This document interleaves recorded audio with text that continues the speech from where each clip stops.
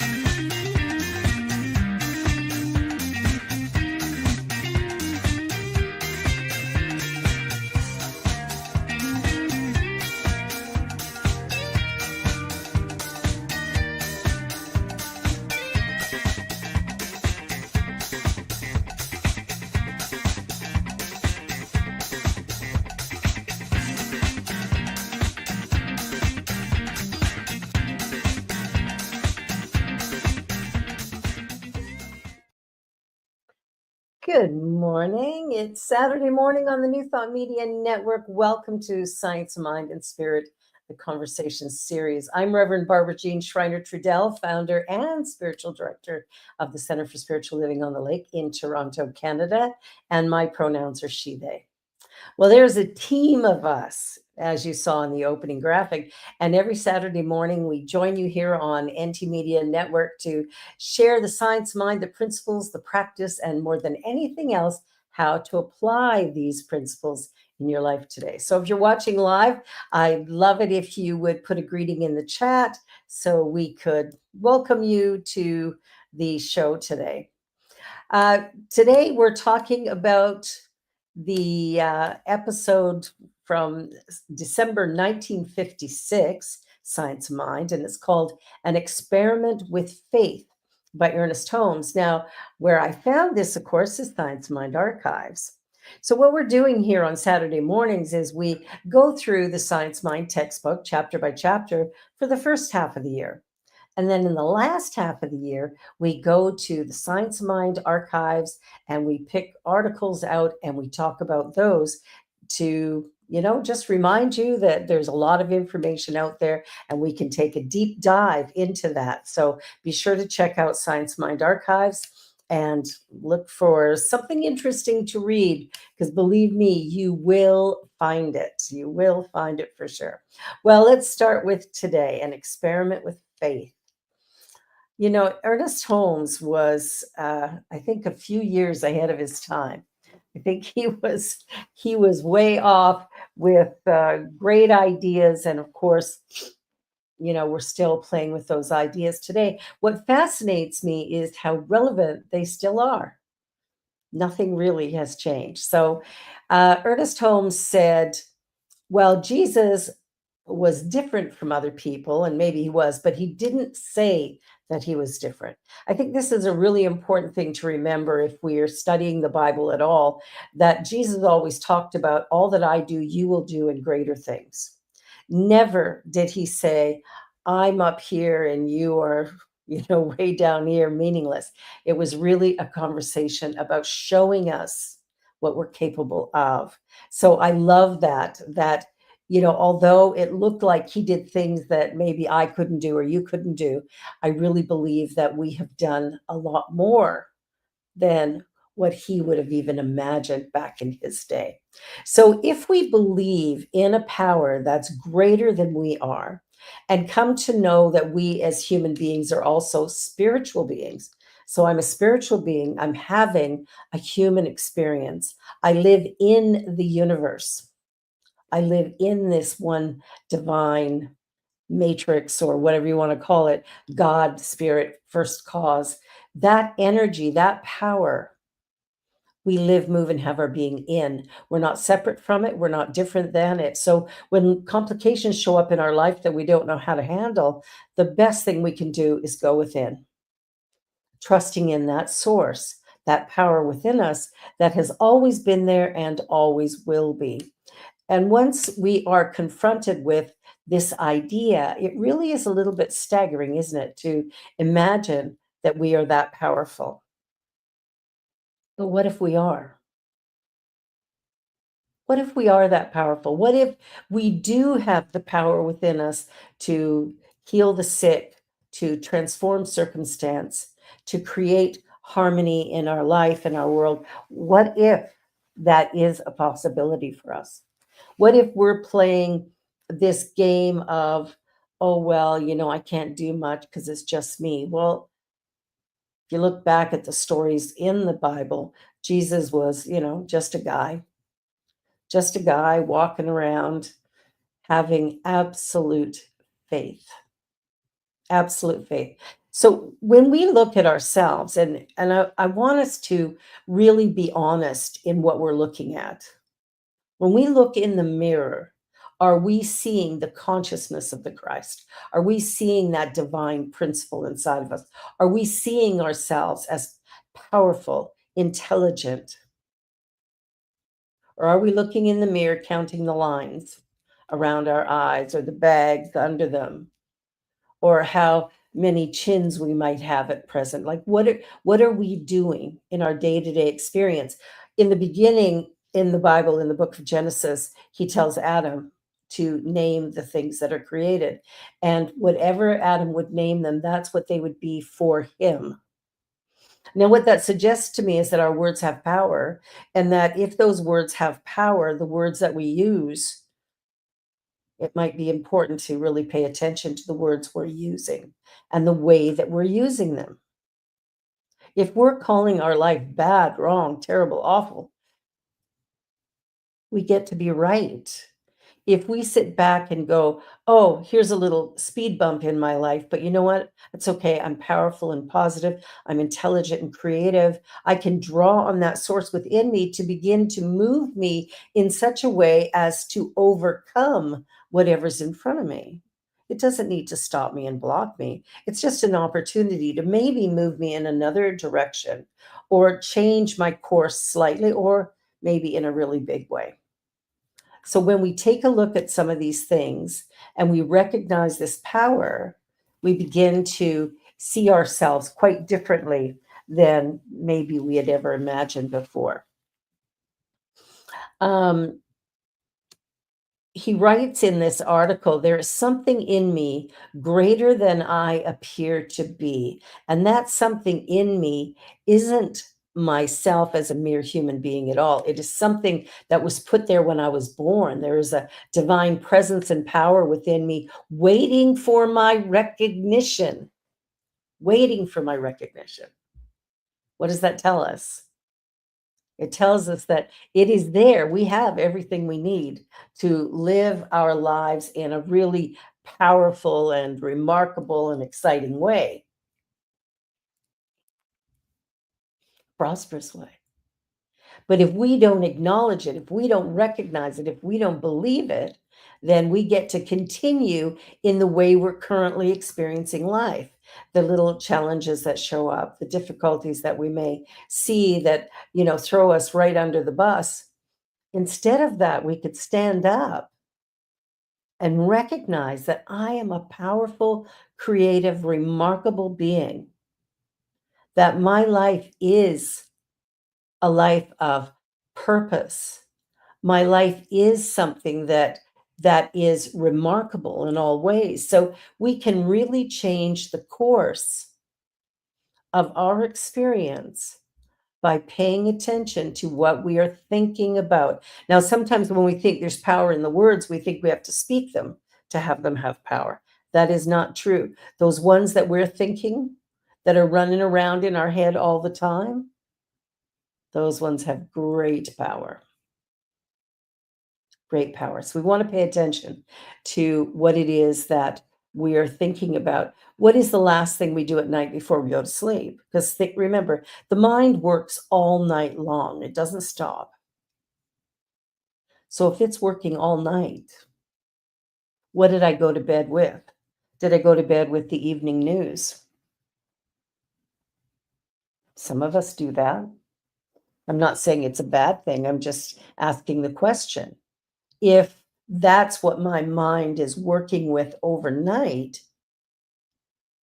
maybe that would then show me why my life looks the way it does at the moment. In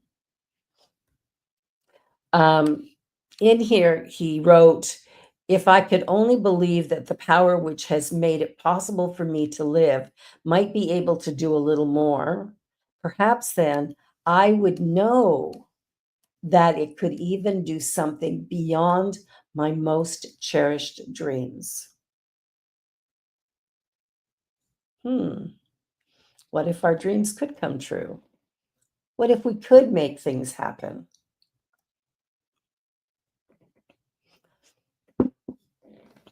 Einstein was able to figure out incredible things. Emerson wrote remarkable essays. The Wright brothers built a machine that could fly. There had to be something in them that believed that there was something more, that when they reached an obstacle, they didn't stop.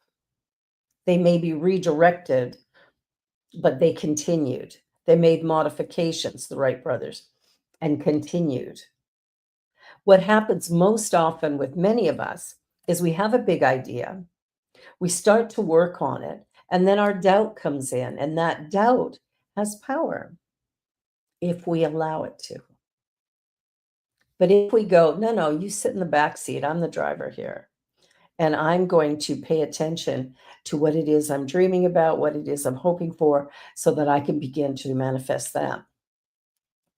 The early life of Jesus met the same difficulties we do, the same mental barriers in his mind as in ours.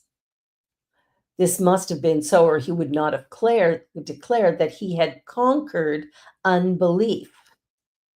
He conquered unbelief. And we can too.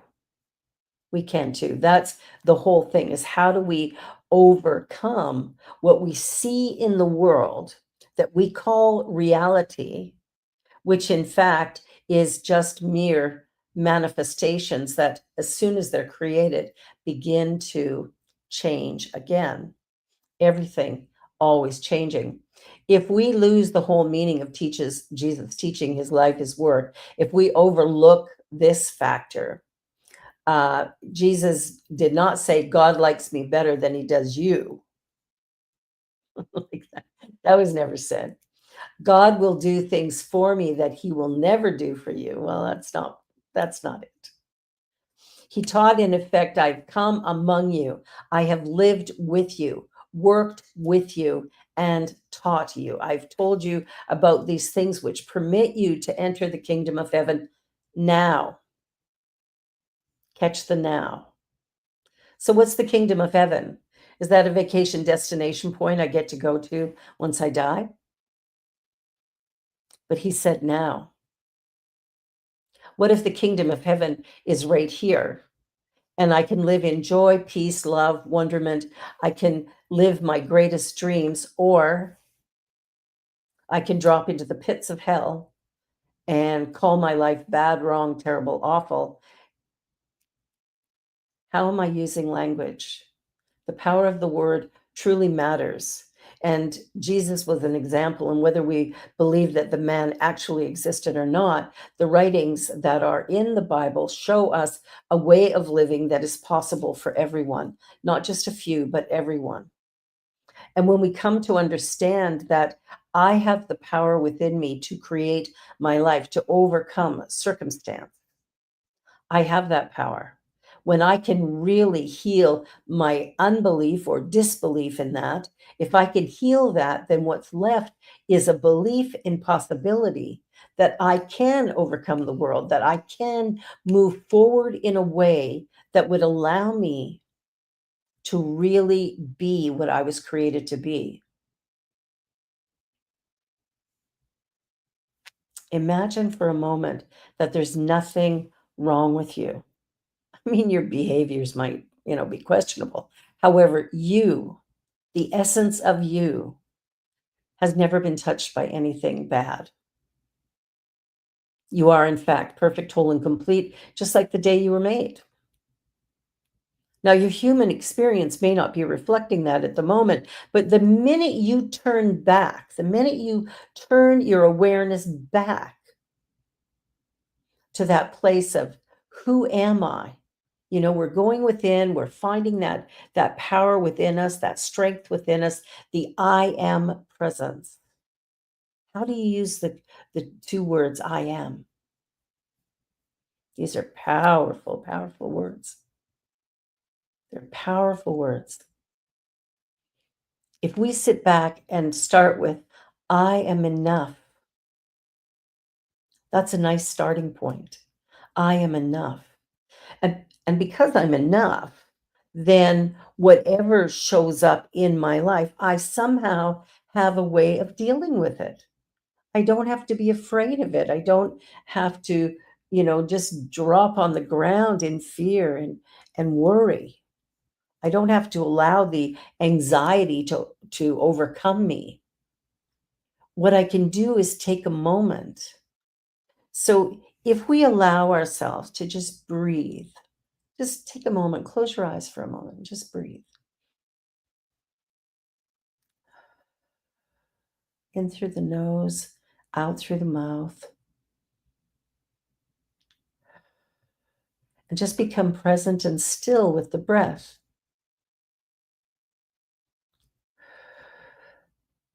What happens very quickly is there's a calming that occurs. And it is in that place of calm, in that peaceful place, that we can begin to see that there are answers. There are answers.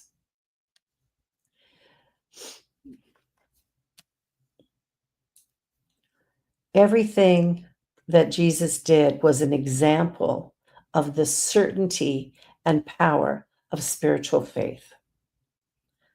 Feeding the masses, the 5 loaves and fishes, to walking on the water and calming the sea.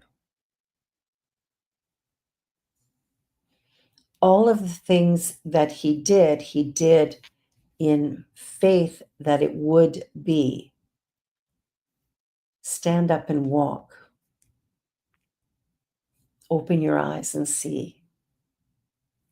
All of these things were about acknowledging this spiritual power within and using it in a way that allows us to return to our faith, to our belief that there is something going on that I cannot see, touch, or feel. Now, some people get all caught up in that, going, well, if I can't see it, it can't be real. Well, I can't see gravity, but I know it's here. I know it's working. I know it's working because if I pick something up and let it go, it drops to the ground. Everything falls to the center of the earth because gravity exists. Well, what's to say that God doesn't exist? That there isn't a power within me that is truly remarkable, that with my focused attention, I can begin to move it in a direction that truly satisfies my dreams and wishes in my life. Your self-realization of the power within you now is the beginning point of the greatest adventure in your life. So tremendous is such a realization that it automatically fires the imagination and the will to action. Sometimes you get a really big dream and it could be 2 o'clock in the morning and you're working away on it, trying to get it finished. You're really excited about what's happening. Well, that's that initial energy. But what we have to do is allow that energy to continue. So we get halfway through the project. Now we're tired. We go to bed. We get up. We get busy, distracted by different things, and we don't go back to it. We must go back to it. We must continue to see the potential. And as we do that, we continue to do the work that will get us where we want to go. So Jesus said unto them, because of your unbelief, for verily I say unto you, if you have faith as a grain of mustard seed, and this is a very tiny, tiny little seed, ye shall say unto the mountain, remove hence to yonder place, and it shall remove. We can move mountains by our faith. I remember a story of a little church that was actually built on the side of a mountain, actually, and they had, a small parking lot, and they added to their building, they refurbished it, they made it a bit bigger. And the day that they were supposed to open and have service, the city came to them and said, you can't open, you can't run this here. You don't have enough parking. I believe that's the bylaw that was not met. So they were sitting back and they went into prayer, and they went into a mountain moving prayer because there was no place that they could put parking except where the mountain was, and they had no way of moving it. The interesting thing is, the very next day, a construction company came and talked to the minister and said, we really need fill on our site. Would you mind if we dug out part of that mountain behind you? And so the minister said, well, I would be okay with that if you also pave it so we can use that space for parking. Well, the contractor was so happy, he agreed completely. And in no time, there was a big chunk of the mountain gone. There was a beautiful parking lot in its place, and the ministry was allowed to go forward with their Sunday services. I don't know what the answer is half the time. Maybe more than half the time. I don't know what the answer is. You may not know what the answer is. We don't need to know that. What we need to know is what we truly desire. And we have to be willing to accept it when it shows up. Like, who knew that that church would have that experience? I remember the story of a treasurer in another church. And what he did with every penny that came in, he put 10% aside. But he also ran the local grain mill. And so when, people who attended the church came in and brought their grain in, and he charged them, he would always take 10% of whatever they paid and donate that to the church. So instead of paying them the full 100% they should have got, they would get 90%, and 10% would go to the church in their name. So the end of the year rolls around, and there's way more money than anybody ever expected. And so they said to him, like, how did that happen? And he said, well, I've been taking 10% off the top of all of your grain that you sell to me. I take 10% off in your name, and I give it to the church. And so now we have all of this. And what was interesting was nobody missed the 10%. So where are you giving, and how are you giving? And are you believing that you have a source that's bigger than your employer? Or is there still that energy of, I don't have enough?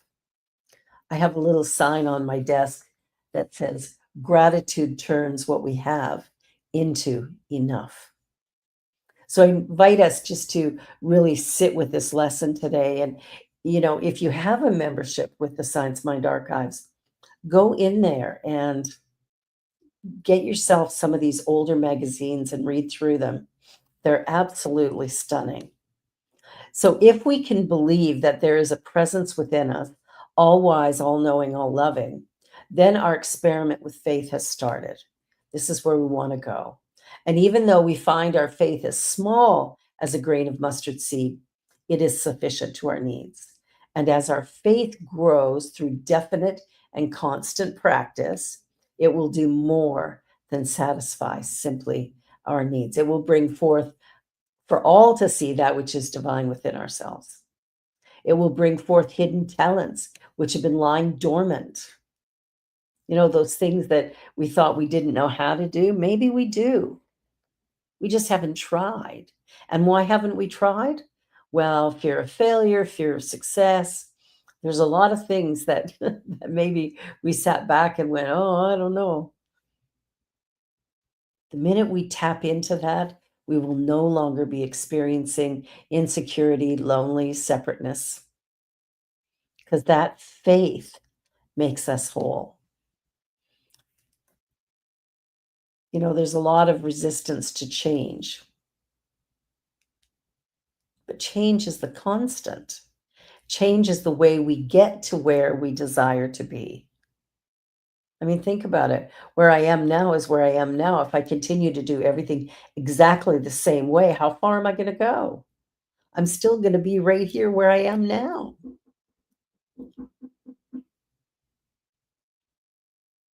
So, this is an opportunity for us. This is a chance for us to do something greater. This is an opportunity to be self sufficient, knowing that within us there is this divine power and presence. Within us, there is this infinite creative intelligence. Heaven and hell are not destination points. Heaven and hell are states of consciousness. And these states of consciousness change depending on how we think and feel and do. So I want you to think about whatever obstacle might be showing up in your life. Maybe there's less money than you need. Maybe there's, you know, family members that are difficult to be around or with. Maybe there's, I don't know, a challenge at work or whatever.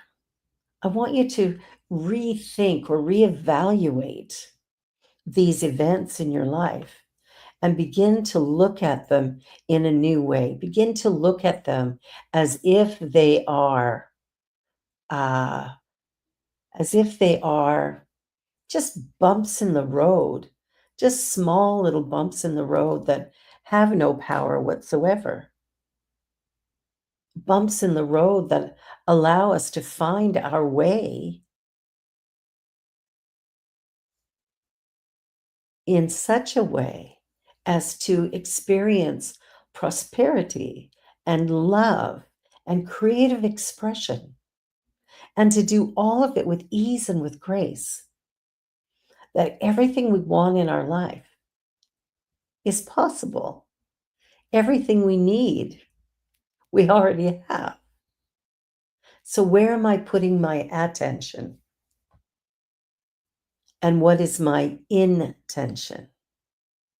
So, when we look at our lives and we look at who we are and what it is that we're doing, we have the ability to truly create something magical and mystical and remarkable.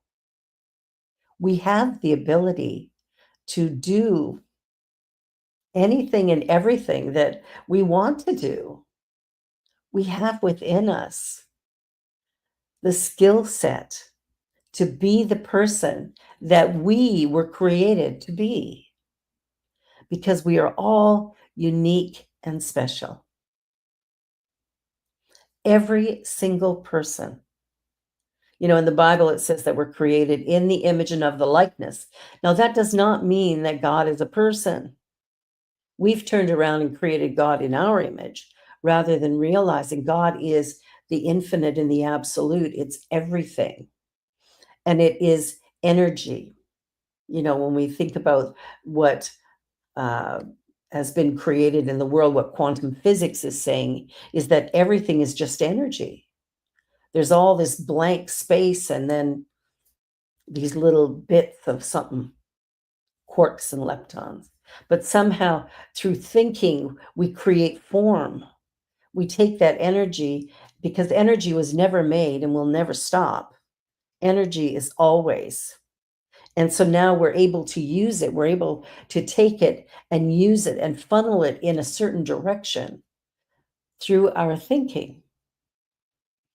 And what happens is we have a conscious thought, it goes into the subjective mind, that part of us that we're maybe a little distant from, we don't acknowledge it so much. That part of us holds the seat of our memory, our beliefs. Everything goes there. It goes through there in order to be manifest. Now, if I have a lot of doubt and worry and fear, then I'm not going to manifest what I desire. I'm going to create things that match that energy of fear and doubt and worry. That's what's going to happen. So we need to really take a look at life from a new vantage point. We need to see ourselves as powerful. I am created in the image and of the likeness of the One. What does that mean? So, what is the One? It is all powerful. I'm created in the image and of the likeness. I am powerful. It is all knowing. Whatever it is I need to know, somehow, some way, the answers come to me. And we know this is true because we've known things that we couldn't know. You know, just before the phone rings, we think of our good friend Sally, and the next thing we know, there's Sally phoning us not 2 seconds later.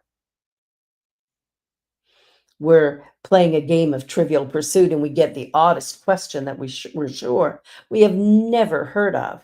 And so we just blurt out the first thing that comes to mind because why not? We don't know the answer anyway. And oops, we're right. We have a vision of something we want to create, and yet somehow the how part of it, we don't know how to do that. We don't know how to do the how part. And because we don't know how to do that, there's questions as to, how am I going to do that? Rather than, I'm not responsible for the how. I'm responsible for the thing itself. So I sit back and I create a vision. And then each day, each moment, I remember that. I keep it open in my mind and heart. And then an idea comes and I follow that idea. I do what is in front of me to do. And sometimes we need to have that 40 days in the desert. And whether it's 40 days or 40 minutes or whatever it is, we need to take time every day in the silence. In the silence, we can begin to hear the messages coming through. We can hear what our next step needs to be. The how will come to us through us, like everything else. So we want to pay attention, really pay attention.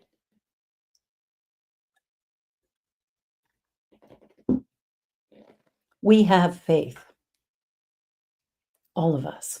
And I've heard people say, well, I don't have a faith in God, or I don't have faith in people. I don't have faith in, well, you do actually. You have faith in misery. You have faith in things not working out. You have faith in, bad things happen to good people. You have faith in only the good die young. You have faith. You have faith in a lot of things. What I'm asking you to do is turn your faith inward and begin to have faith in the fact that you have this divine presence as you, and you have the ability to create. You have the ability to do and to be and to have whatever it is your heart desires. How it will come to you is not your responsibility. You just need to have the vision. And if you have that, it will work out. So when I first came to Toronto in the year 2000, I had had a vision for over 7 years that I would start a center here in Toronto. Now, when I came here, I flew into Hamilton, actually, which is a town southwest of us. And I flew there with a one-way plane ticket.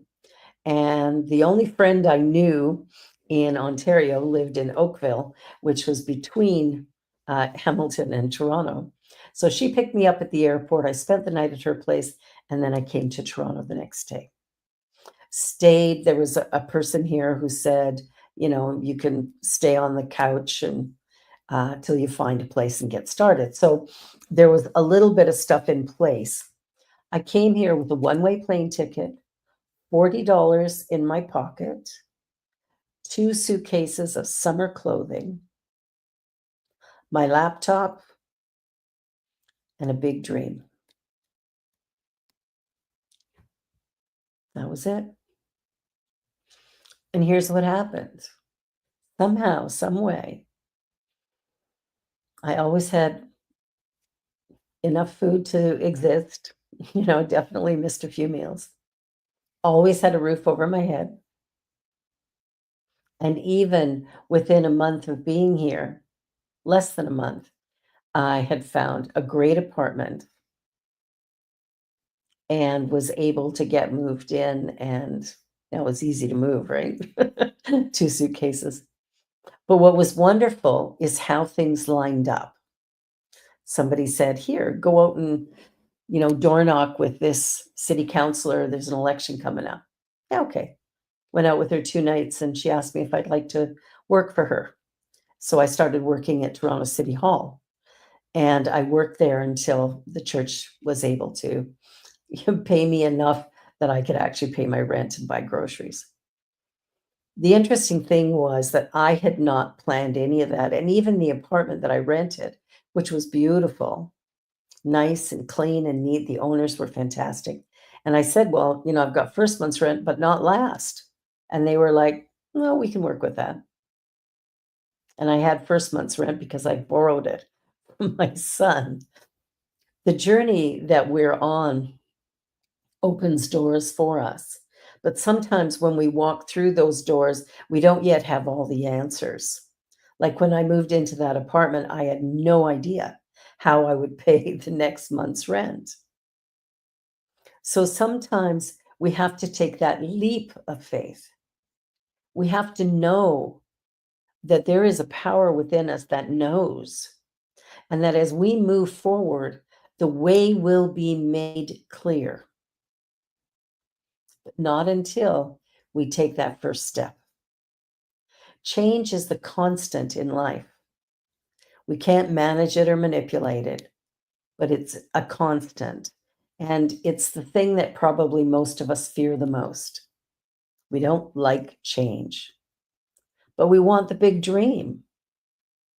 We want the new home or the new car or somebody to love us or enough money in the bank to travel the world. We want all these things.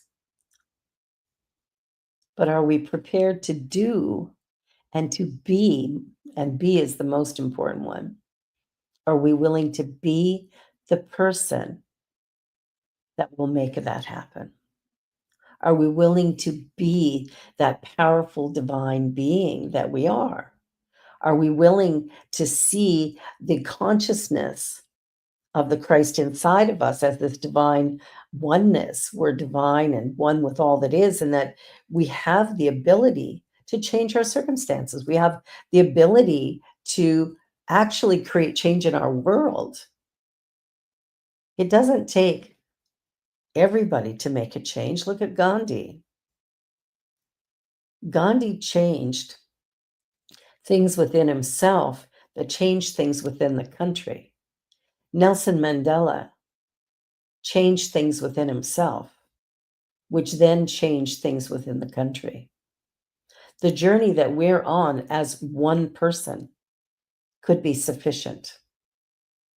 But are we prepared to be the one to begin to create this energy of possibility, this forward momentum that allows us to really create something magical and mystical and remarkable in our lives?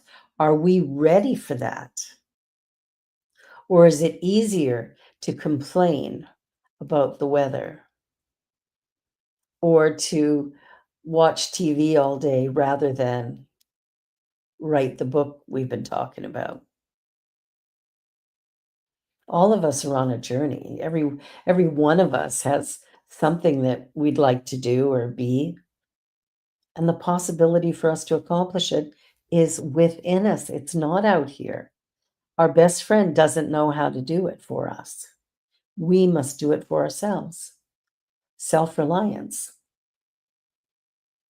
That's a great book, Self-Reliance. The journey that we're on is one of waking up, becoming conscious of who we really are, of accepting life, the life that's been given to us, and living it as fully and passionately as possible. As Gandhi said, be the change you wish to see in the world. You want a new world order? Then be whatever that looks like. If you're looking for peace, be peaceful, even in the midst of chaos. Be joyful, even in the midst of grief. Be accepting of the people around you, even the ones you don't fully understand or maybe don't even like that much. If we want to experience something different, we must be something different. We must be what it is that we desire. Be it. And watch how things begin to transform. Have faith in this inner knowing. Have faith in this divine oneness. Because as we come to know that we are one with this infinite source, it is in knowing that the game changes. That's when we're able to really move forward with a sense of true power and passion. So back to that mustard seed. If we can have that much faith, it will bring forth all our hidden talents. It will allow us to create a life that is truly spectacular.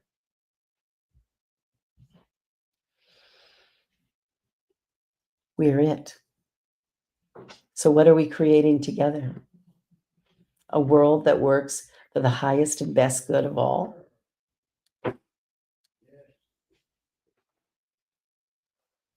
Well, I hope so. I hope so. And as we come to the close of 2024, there is so much for us to give into the world. There's so much for us to do. But I just want to thank you for joining me this morning, for being here week after week or however often you come, and just know that our next one will be back to the Science Mind text, and we'll be going through that and really helping to create something wonderful. So our time is up. We'll be here again next Saturday. Take a look at the New Thought Media Network programming. There's so much there, whether it's prayers and meditation, talk shows. There's a lot of really good. There's radio. And consider a recurring donation. Our programming relies on the generosity of each one who uses this service. So thank you for sharing your morning with me. Thank you for being up and around early. I'm Reverend Barbara Jean. And be sure to like, share, and subscribe to this because you don't want to miss anything at all. Life loves you, and I do too. Have a wonderful weekend and Happy New Year.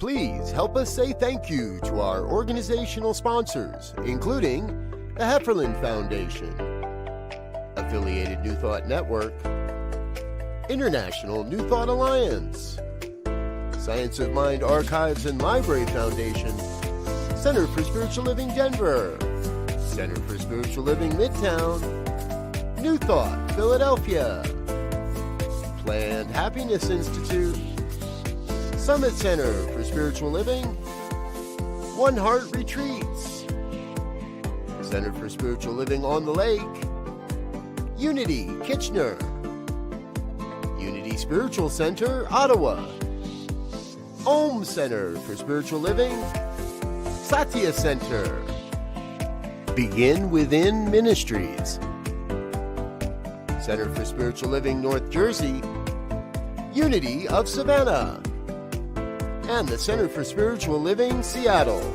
as well as all of our individual donors. Thank you for being part of the New Thought Media Network.